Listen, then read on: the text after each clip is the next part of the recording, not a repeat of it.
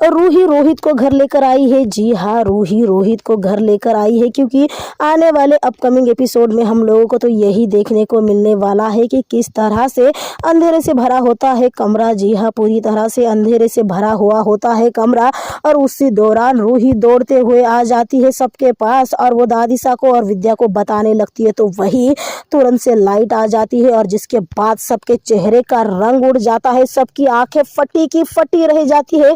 भाई, जिस रोहित पर उन्होंने कभी वरमाला चढ़ाई थी, जिस रोहित को उन्होंने मरा हुआ मान लिया था, वही रोहित व्हील चेयर पर बेहोश हालत में उनके सामने था। जी हाँ, बेहोश हालत में वो उनके सामने था।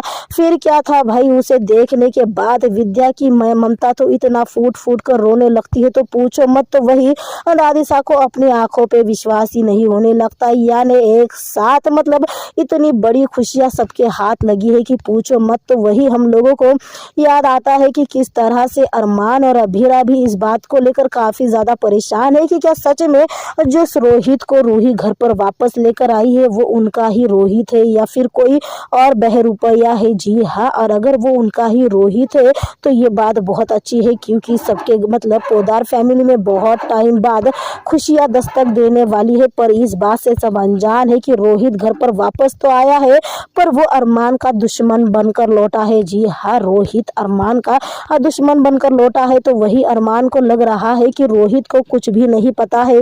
जी हाँ, अरमान को यही लगेगा कि रोहित को उसके और रूही के रिश्ते के बारे में नहीं पता, पर वो इस बात से अनजान है कि रोहित सब कुछ जानता है, और रोहित के घर से जाने की वजह भी तो रूही और अरमान का रिश्ता ही था। और भाई, अब इस तरह से जब रोहित की एंट्री हो चुकी है, तो रोहित बेवजह तो नहीं लौटा होगा। यकीनन वो अरमान और अभीरा के जिंदगी में एक बहुत बड़ा तूफान लेकर आएगा। जी हाँ, रोहित अरमान और अभीरा की जिंदगी में इतना बड़ा तूफान लेकर आएगा कि पूछो मत। जी हाँ, तो जरूर देखिएगा ये रिश्ता क्या कहलाता है का आने वाला अपकमिंग एपिसोड, जिसमें हम लोग देखेंगे